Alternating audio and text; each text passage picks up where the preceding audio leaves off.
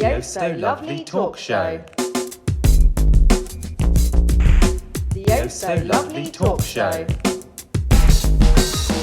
So lovely. Hello. Well, hello, Siobhan.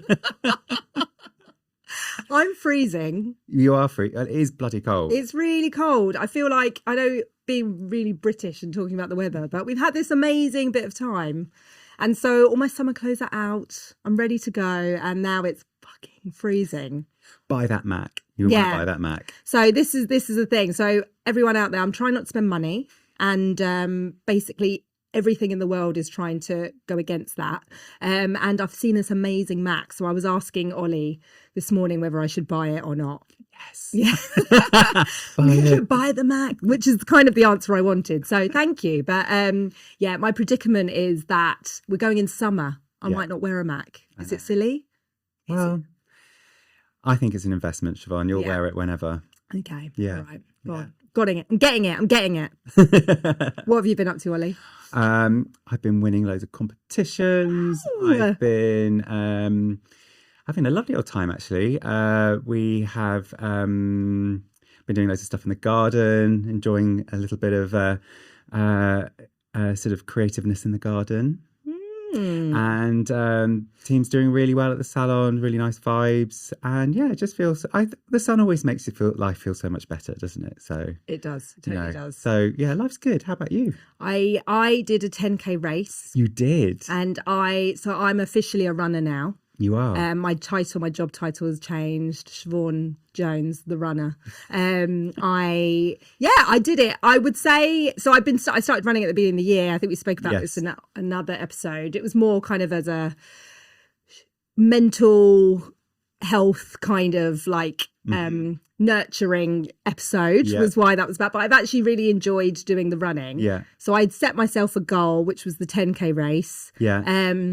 Which was amazing. But obviously when I do my training, I train in like circumstances that are best for me, i.e. flat. So I'll choose the really lovely paths. Yeah. I'll be like, oh no, that looks a bit too uphill, I won't go down there. And this race that I did was mainly what felt like uphill. And the only downhill they had were on these like really tiny bridle paths. So I didn't feel like I got any bit where I could just be like, oh, I'm free. It just felt like hell, like the whole way through. Oh, no. And I'd also basically said to myself, if I get this far, I'm allowed to buy myself a new pair of running trainers, which I did. And a Mac. Exactly. Yes, exactly. And I bought the running trainers and I wore them for the first time for this race, which is probably not the sensible option. But I realised at the end of the race that the shoes were too small for me. So like now I've got bruised toenails. Oh no, they're going to fall off. They're going to, again.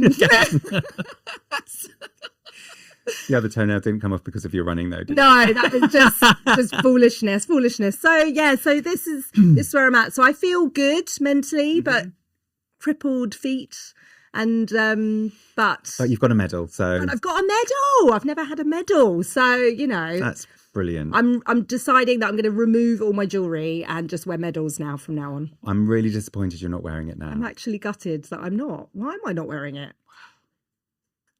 Only you can answer that one. Well, you'll be seeing a lot of it soon. Good. Yes. Good. I think, to be honest, I don't really like the tie that's round it. Okay. It's like garish orange. Can be changed. Can we change? We need something more neutral. Okay. So I might change that and then I'll be wearing it every day. Wear it to the salon party. The salon part next week. Next week. With my new ribbon attached to it. Yeah. My neutral ribbon. Of course.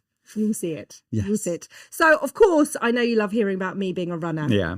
And there is a lot more chat about me running, of course. Yeah. But today we're here for a very important conversation, aren't we? We are. So I have been thinking a lot about the topic, and it was kind of really interesting because we've got into this industry because we want to be creative, right? Yeah. So the reason we love hair is because we love creating, and that's why I got into it. I know I definitely didn't get into it for the money, and I didn't get into it for any other reason really. I just loved creating hair. And as time's gone on, like I've realized that I create a lot, I do, but it's normally for a purpose.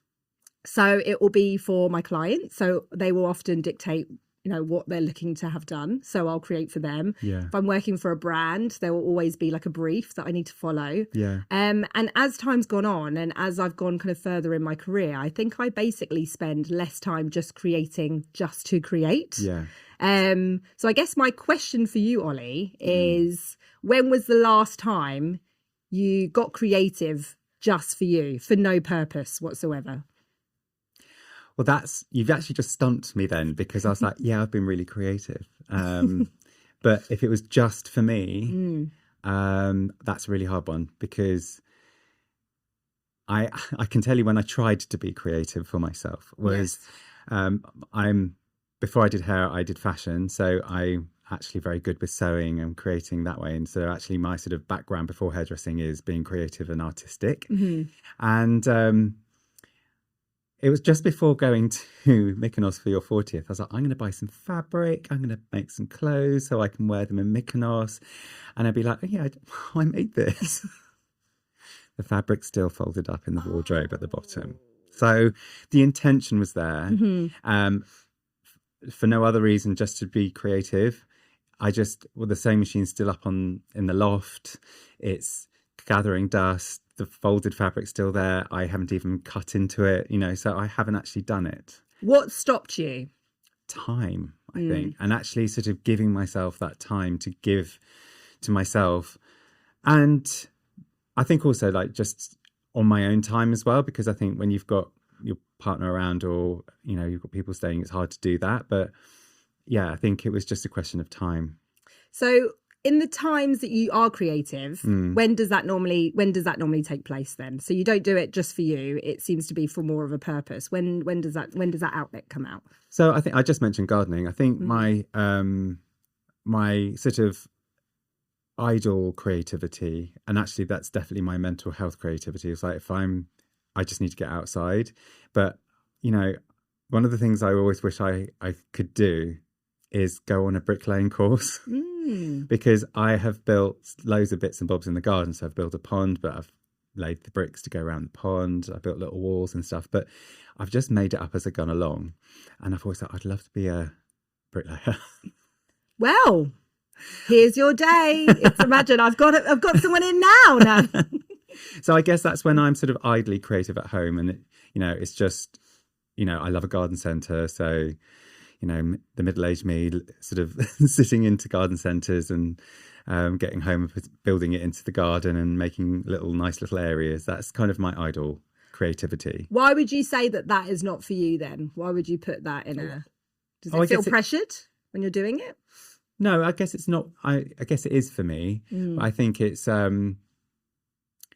I don't actually have to put too much thought into it. It's almost like, that's why I'm calling it idle, because I can don't have to think about it, just go into the garden and be like, I'm going to do that there then. Yeah. What can I find to do that with? And and then my brain goes on a roll of like, oh, I could, I can make this happen. And then I'm like looking on Facebook Marketplace to see if I can find some junk that would work to make that little folly in the corner or something like that. I feel like that's a really good place, because you've obviously created a hobby, I guess. Yeah. It doesn't feel too pressured, because I feel like we've had these conversations before. I don't think you're too hard on yourself with things. So it's a bit of trial and error, which I think that can be an issue for me with creativity. Like I put so much pressure on myself for things to be perfect and be a certain way, that sometimes it can take the fun out of it a little bit. Yeah, I think also like, because I'm not putting any pressure on the garden looking immaculate, I want it to look better than it is. And because it is a shared garden, I'm not going to spend a load of my own money on buying stuff for it. So I am literally like walking past skips going, oh, there's a few bricks in there. I'm obsessed with seeing like disused bricks. I'm like, I want those. Where am I going to put them? I'm going to store them. I'm going to stack them up in the corner, and one day I'll use them, or paving slabs and stuff. I'm obsessed with things like that. I had absolutely no idea that you had a brick obsession. How did you keep this from me all this time? I go to special meetings about it. You kept that on the down low. I just did not. I had no idea. Oh yeah, I love a freebie. And I get it from my mum as well. Like if we go to the dump, it's like what's in other people's cars. I want that. I need a bit of that. That's a really good way of saving money. I feel like I'm getting red now. I know now everyone in the whole of the UK needs to keep their cars locked, their garden gates shut, and their dustbins. We didn't know we needed padlocks for those, but yeah.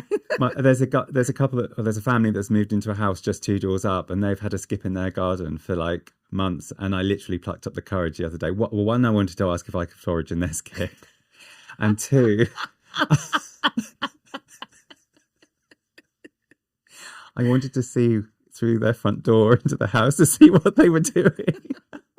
I think they are both really valid questions. And if they were a good neighbour, they would say yes. Did you ask the questions? Yes, I asked the questions, and yes, I could forage in the skip. And I did get a good view of what they're doing. Are you satisfied? Yes, very satisfied. And now I want to be like their new best friend. Because you like what you saw, huh? What I saw, yeah. Yeah. So I feel like this for you is obviously a really nice creative outlet outside of the hair industry, which is your job. Yeah. So your job, when you first, tell me a little bit about when you first got into hair. What about it was it that you were drawn to? So when doing my degree in fashion, when you're working on a collection or you're making clothes, there's a sort of a process that goes with it. Which is quite time consuming. Yeah. So you sketch your idea, then you get some fabric and you start working out what it looks like, and then you start making your patterns. You make your first draft, then you make your alterations, and then you make another draft, and then you might make it in the actual fabric, and then it still needs adjustment. So it can take quite a period of time to get to your final goal. Mm-hmm. And ultimately, when you get to that goal, it's really, really rewarding. And for a time, I did wedding dress after that. But I really enjoyed the human connection, the bit where you sat down with the bride or sat down with someone and designed something, or when I was at university being in a creative environment. But I'm not very good with my own company. I mean, to a point, I'm fine. But sitting sewing and pinning and cutting and doing it's very solitary sometimes. Mm-hmm. So I'd almost procrastinate a little bit and not do that. And then I'd be doing a fitting or something. And then I'd be like, I really need to pull my finger out and get some sewing done because I need to have something to show. So especially when you're doing weddings, it would get to a point where I'd end up putting quite a lot of pressure on myself, and then I'd be really stressed and I'd be really regretting it. I remember once I was doing some suit trousers, and I was actually doing it for another woman. So she was doing all the sort of work with the bride and the groom, and I was doing the groom's trousers. And I'd gone out all weekend and I hadn't done anything, and they're meant to be ready for Monday. So I did an all-nighter on the Monday night, and they still weren't finished. And she turned up at my door wondering where they were. And I was like shamed, utterly shamed. So fast forward to the hair industry. What I loved about hairdressing was it was very creative, very quickly, and very people-focused. So that was my immediate draw to it. And also I've been putting scissors through like £200 worth of lace. So actually cutting someone's hair didn't feel quite so final, because once you've cut into that £200 worth of lace, that is done. At least hair can grow. Yes. And I think that's what kind of drew me into the hairdressing world, was because the creativity was instant. You could turn something around within an hour, 3 hours, whatever you're doing. And then ultimately the sort of trajectory from just the salon floor to then what else you can do was just infinite. And yeah, that's what kind of hooked me in. Would you say your passion for hair has stayed the same? I think it's evolved. Because I think with when you're young, you have this zest for life and a naivety and a just you're happy to make mistakes. So I think there's always that kind of vibe of like, I'll do that. I remember my friends worked for Zandra Rhodes, and they wanted someone to do the hair for Zandra Rhodes fashion show. And I said, I'll do that. Never done it before. And I just did it. But it was, I just got into that room, just had all my stuff and loads of hair pieces and bits and bobs, and I just put it together. I didn't have any plan or any thought on it, and it worked. It was fine. But I think now that I'm older, I second guess things so much more. I sort of almost put the obstacle in my way of, oh, that ain't going to work, or that's not going to, so I haven't got that devil may care attitude towards it. Yeah. So I think, yes, I'm still very creative within hairdressing. I think it's changed because I'm a business owner now rather than just working for myself and doing my thing. But I'm still doing a lot of creative projects. Yeah. So I think probably the biggest hindrance, I think, to kind of creativity as time goes on is probably, like, as you said, you do gain more skill. Yeah. And I think you also like become known for something. So you're known for creating in a certain way. Yeah. So all of those questions that, you would have just like not even thought about when you were younger, you would have just done it and just been like, yeah, whatever, let's see how it goes. Yeah. I think after years of creating your brand and doing what you do and knowing what you like, you kind of almost like box yourself in a little bit in a way. Yeah. And that can kind of come from your working environment as well. So, I think from the time when we worked at a big company, we were working on particular types of collections. And after a period of time of doing that, you're kind of almost sort of trained into thinking that way creatively as well. Yeah, you're attuned to that style. So when you go solo and you're like trying to establish yourself as an individual, I felt like I was trying to fight against that. And then I felt a bit lost because I didn't feel like I had an identity, because my identity was a brand, not me. Yeah. No, then I think like if I were to be really honest, like when I create stuff, it is always for something. Yeah. And it's always for, as you said, a brand or for a salon or a client, as I mentioned earlier. And although I do put my own spin on it, of course, like you've got your own skill, you've developed that. It has boxed it in slightly. Yeah. So then exactly as you said, it does make me go like, am I doing what I really want? Is that really me? Am I pushing the boundaries enough? Because if I'm spending most of my time just being, having to sit within a certain parameter, like I'm probably not kind of trialing anything else. And then I started to think about, so I don't know, when I was younger again, like when I was first in the industry, certain things used to really excite me. Yeah. And as time has gone on, I find them less exciting because, even like, I don't know, the more hair shows you see more stuff, haven't you? Yeah. So it's much harder for me now to go, that's the most amazing thing I've ever seen. 100%. Whereas when I was younger, I'd see a hair show and they could be walking around with a poo on their head. And I'd be like, oh my gosh, it's amazing. Like I'd be totally drawn into it. Whereas now it's so much harder. Yeah. And it's so much harder to be inspired. Yeah. I find personally. So it's just trying to figure out how you get that inspiration from stuff without, because I guess we're just constantly seeing stuff as well. Yeah. So I think probably there is a lot of stuff that I see that I like, but I just don't do anything with it. Yeah. I think it's interesting what you're saying there, because I do think you're right. I think we're so overstimulated with stuff as well, because I've just done a few changes in the salon, and I've now got a coffee table and I'm putting some fashion books back out because I've got so many fashion books and art books, but I never look at them because they're tucked away, because it's so easy to just pick up your phone and just find everything on your phone. Yeah. And actually, I went to stay with my mum the other week, and it was just one of those really nice moments in time where you just quiet and chilled. And my mum's very creative. She loves interiors. So she has got every single interiors magazine for the last 40 years.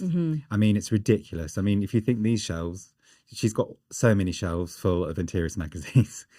Anyway, I stayed the night, got up in the morning, and she bought a cup of tea, and she always sits in bed in the morning and just flicks through interior magazines. So I got in bed with her with my cup of tea, and we just sat there flicking through interior magazines. And it was just fascinating because some were from 1984, some from the late 70s, some from the late 90s, some are very current.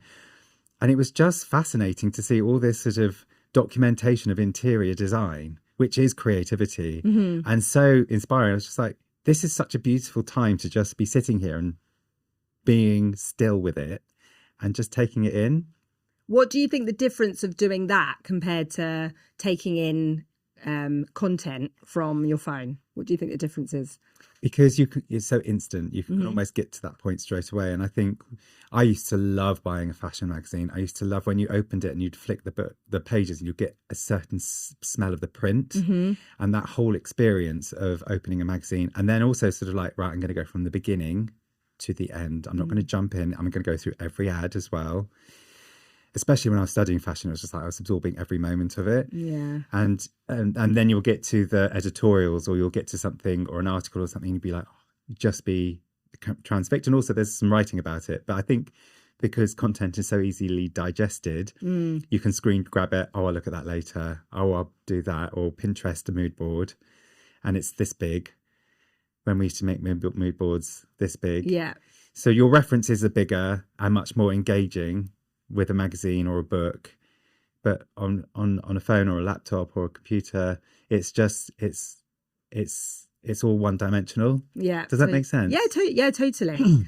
I also kind of, there is the concern of one, like when we're digesting stuff online, often it will be the same content as everyone else. Yeah. So then it makes it really difficult to kind of find your like unique voice if that's where you're getting your inspiration from.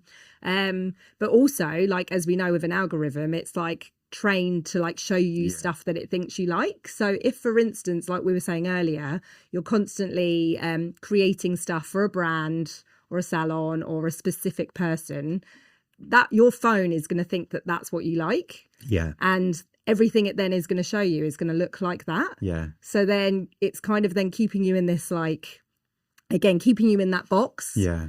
Where you're not really seeing anything that kind of takes you out of that. Exactly. So how then how do we get ourselves out of this trap of taking in information that maybe keeps us in the same box? I think, right. So there's one thing I did do this year was join the V&A, because one of my dearest friends that I went to uni with, she lives up north, and like twice a year we'll meet up in London, and we'll always go to an exhibition or a museum. Yeah. And we went to the Marie Antoinette exhibition, and then we went to the Versace exhibition, because obviously Versace was my absolute go-to designer in the 90s, and I was totally obsessed with 18th century costume. So that ticked both sort of historically, sort of my core references. Yeah. But also it just makes you go somewhere and take something in. So I think that has been one of the main things I've done this year. And now I get updates and like, I can't wait to go to the Schiaparelli exhibition, and it's making me more present with it, knowing that it's going to happen. And then I always tend to buy a book from that as well. It's like I have to. I feel like you're acting like that's a really naughty thing to do. Well, you're allowed to buy books. You're like, but I've got too many. I think that's why I feel naughty, because I have nowhere to put them. But now I've got a coffee table in the salon to put them. Well, I think most magazine companies, and also like, they're struggling, aren't they? Yeah. Because nobody is buying them anymore, which is really sad. Yeah. So at least you're keeping everyone. I'm doing my jobs. bit. You're doing your doing my bit for Devil Wears Prada too.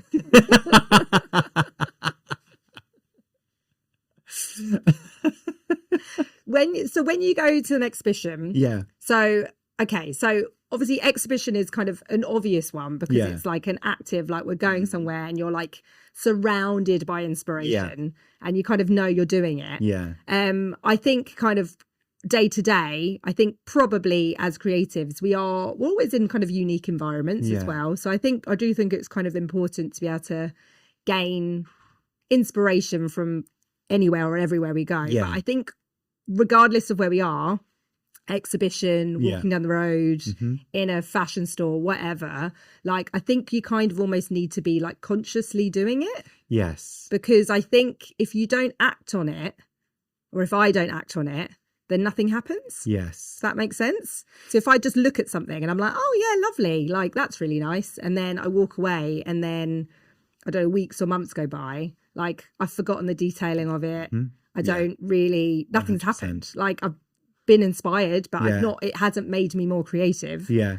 So it's almost like you need like a bit of a system to like go through. I guess it's like, if you're going to be creative, then go and see things that are going to inspire that creative project that you're doing. Yeah.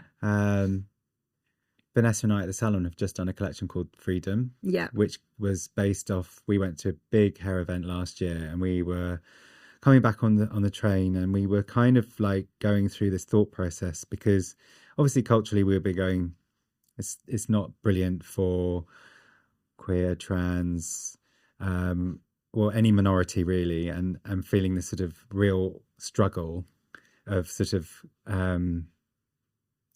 having your space in life. And then we've been to this most inspiring hair show, and sort of coming back we're on the train really buzzed up about it, and we had literally bought a ton of magazines. And then this whole project came out of that sort of thing. We should do a collection based on freedom, and that was it. So everything we've kind of done from there on in has been inspired to go and do things with that as well. So going to the David Bowie exhibition and stuff like that, because anything that we felt represented expressionism, or a point of a point in history that was a powerful movement, we started to really study and go into it that way. And I think that also gave so much depth to our collection. And it took us ages to come up with the looks. It took us ages to get to the point where we thought it took us a year, really, nearly 9 months to get to actually shoot the collection. But it really felt like it's the first time in a long time that I'd got quite in depth and involved in something. And then Vanessa and I would be just messaging each other all the time, or we'd find a magazine article, or I'd find a book about the punk era, and we'd then be at the salon reading all about it and stuff. So that definitely gave us purpose in our creativity, and then collaborating with the photographer and the makeup artist, and sitting down and sort of getting them really truly involved in that creative process, rather than just going, we want to do this. They were really invested in being involved with it. And then finding the models as well. We had a real cross section of models. We had trans, we had queer, we had black, we had everything. And it just felt such a wonderful process and experience. So that was like a kind of full circle moment, I guess. Like you've had to come up with the idea initially, and then you've used that idea to then dictate where you go and get your inspiration from ultimately. The really good thing about that is you have a reason behind it. Yeah. And because then you kind of know what you're looking for. Yeah. And you've already got your eyes like out looking for that. I guess the issue is if you don't have like an idea of what you're looking for, sometimes you can maybe miss an idea in a way. Oh, totally. And that's when you're like, the devil's in the detail. And when you immerse yourself into something a little bit more than just being that 5-second sort of glance, taking it in, move on to the next. Actually, that was quite. Well, my husband and I went to Oxford a couple of months ago, and we ended up going to I can't remember the name of the gallery there, but we were looking around some art, and I've done a bit of history of art, and also my sort of knowledge of history of fashion, I have a bit of an understanding of history.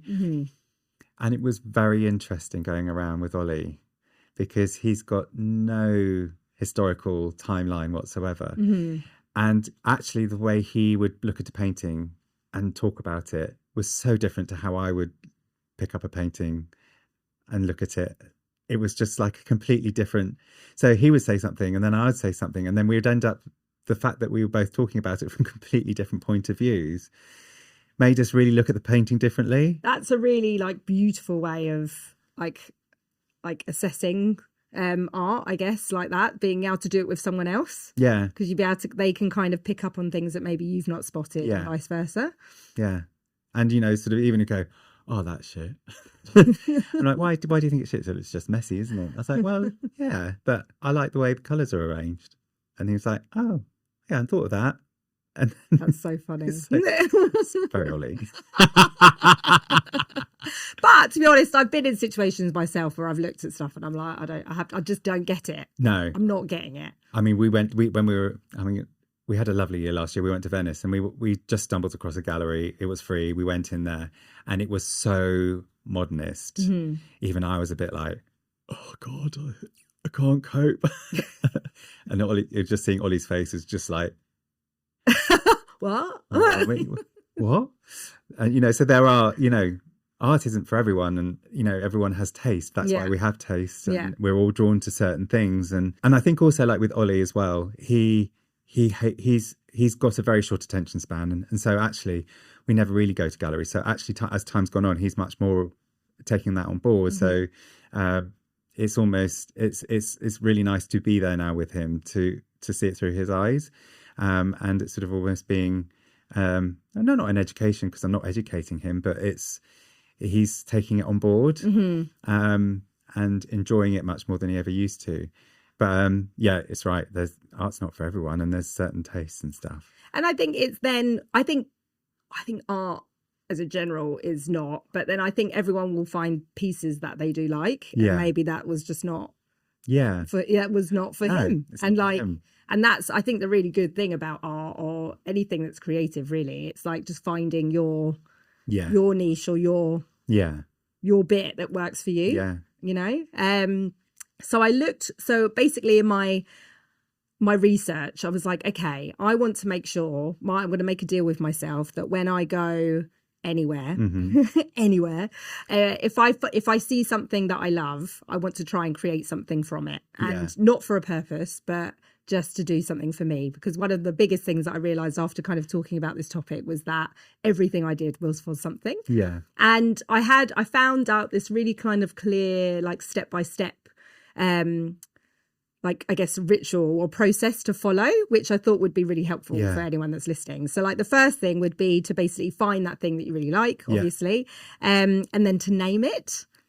So give it a name. Yeah. And then you want to basically translate it immediately. So in whatever form that may be. Yeah. So if you see a picture and it's got, I don't know, whatever, it's got something you like about it, you then want to translate that into an idea that you could use for hair, for instance, as an example. Then you want to capture it. So you want to take a photo of it, and then maybe even do a voice note or something about it. Yeah. So, because that's the thing, often you have all these thoughts, don't you? Yeah. And then you walk away and then they've disappeared. Yeah. So basically you're finding it, you're naming it, you're translating it, and then you're capturing it. So then you've got that. Yeah. Then apparently you need 24 hours, which is not a lot of time. And that's generally because otherwise things start to kind of wither away. In that time, you need to start to think about an idea that will come from that, and you need to test it in some form. Wow. So it doesn't mean you need to do a full whole look in that 24 hours, but you might exactly for us it might be get a head sheet, I don't know, and design sectioning or whatever. Okay. So that is going to be my mission for now. Would you like to accept that? I would love to accept that.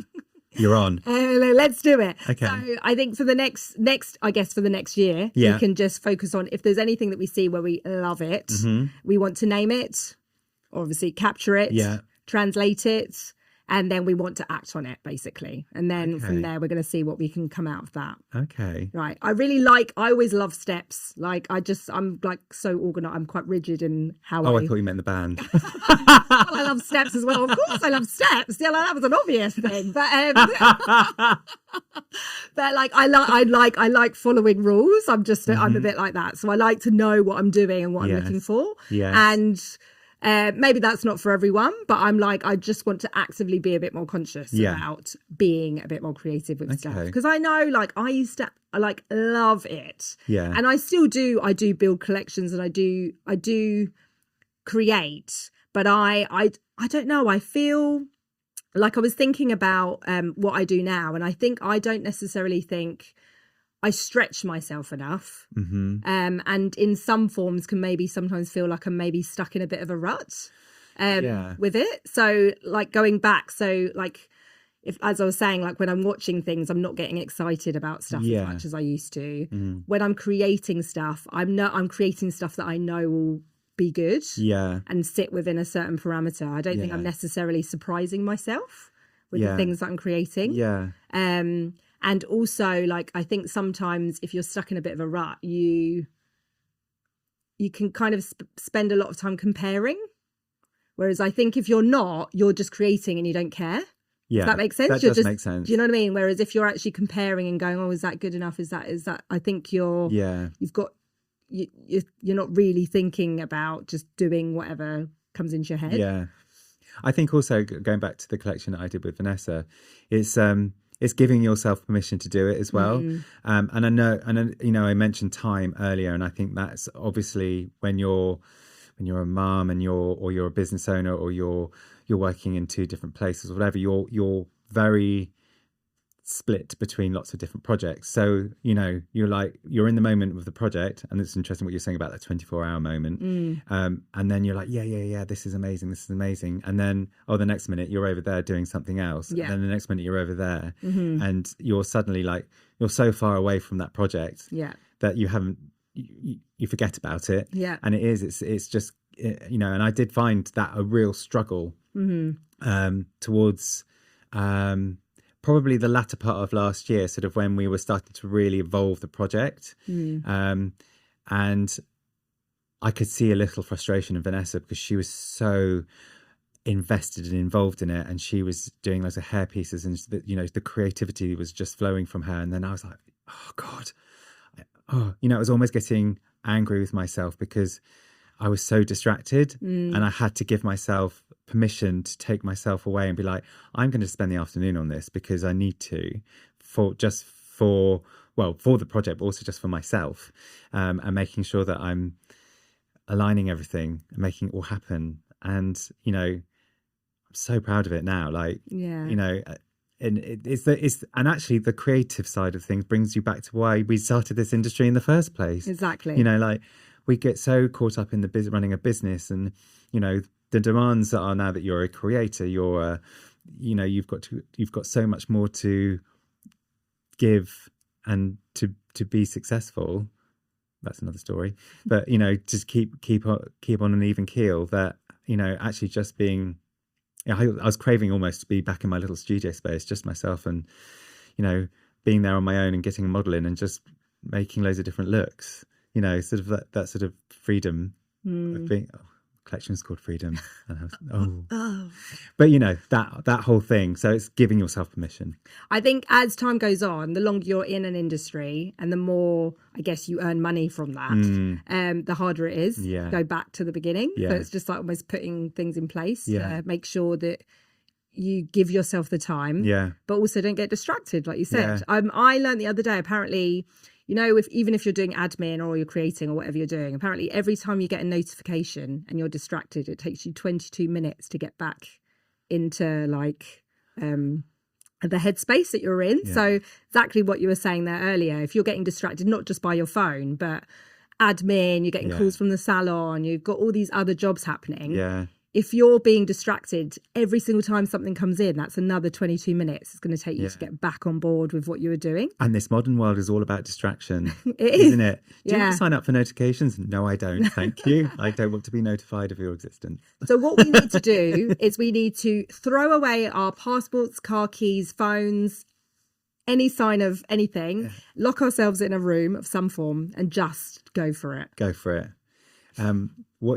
So if you're going to do that, if you're going to lock yourself in a room, what are you going to take into that room to be the perfect creative storm within that room?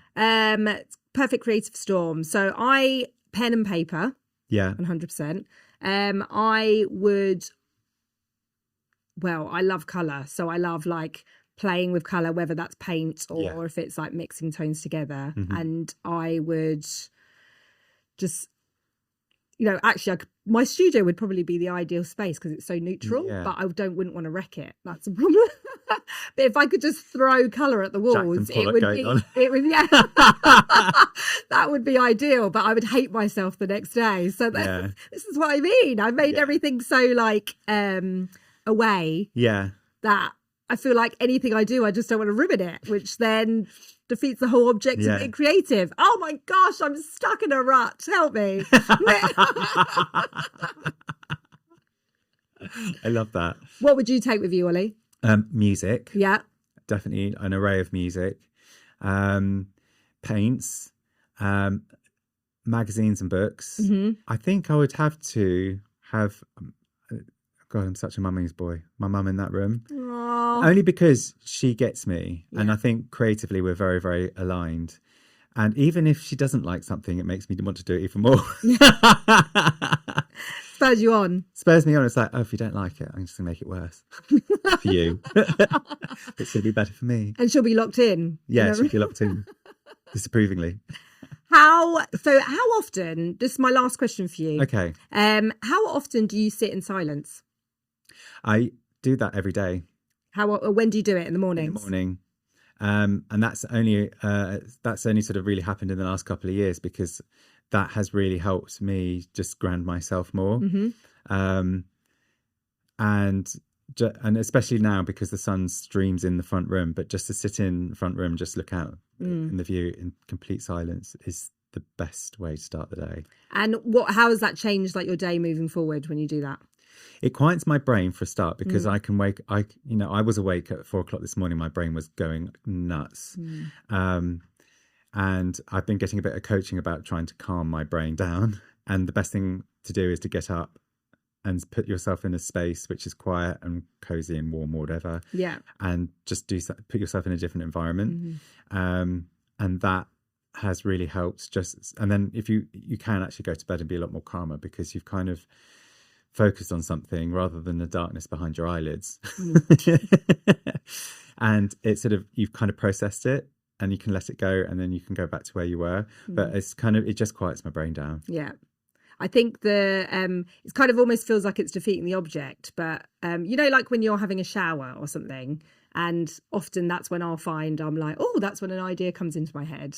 It's almost like, although the whole purpose of slowing down and is not to fill your head with more things, actually you do kind of need to empty your brain, empty your mind, empty your head in a form in order to allow things to come up. Yeah, definitely. I mean, that's when we interviewed Ate, she was talking about how you've got to give yourself time or being still to be creative, because if you're just constantly going, you're not allowing that creative thought to happen. But to actually be able to give yourself permission to be still, and that's when going on holiday, that's definitely when I have my most creative moments. Yeah. Or sitting on a train when you've got nothing to do, or on an aeroplane, which is my favourite thing to do. You're sitting there, there's no phones, all there is maybe a TV to look at or whatever, but actually that sort of, I can't do anything but sit here.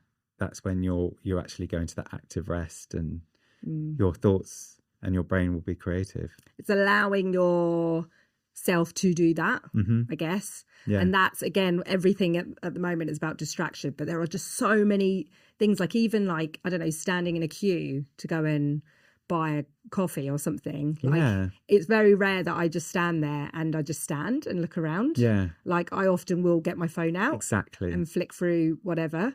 So again, I think that's another like active decision that I'm going to make moving forward. Yeah. To basically try any time when I think, oh, I'm going to pick my phone out of my pocket. Go straight back. I'm going to put it back in, and I'm going to give myself. I heard something the other day. It was something like you need to give yourself 3 minutes. And if you still need to pick that phone up, then you obviously need it, and you obviously need help. 999. But in that 3 minutes, often, because sometimes it's panic. It's like it's the feeling of being uncomfortable, and you kind of go for the phone to like be that warm blanket that you're creating in the morning. But actually, if you let that time pass, often it's like, oh, I didn't really need it, and then you free your mind. Yeah, and it allows space. Yeah, and then. The creativity will flow. Exactly. Yeah. Here we go. We've got a lot of things to work on. We have. Thanks. I need another plate spin, another project. I thought you needed that. Thank you, Ollie. That was amazing. No, it was wonderful, Siobhan. Thank you. I think sometimes like it's the little things, and it's just almost like acknowledging why we got into this in the first place, and remembering actually the reason why we love our jobs and why we're here, and it's just allowing yourself to be able to kind of get back into that place, isn't it? 100%. Yeah. Well, thank you for enlightening me on my 24-hour window of making something happen. Another thing to add to the list. Thank you later. Yeah. And on that note, I'm going to go and find a dark corner and be creative. See you. We'll see you next month. Thanks for listening. The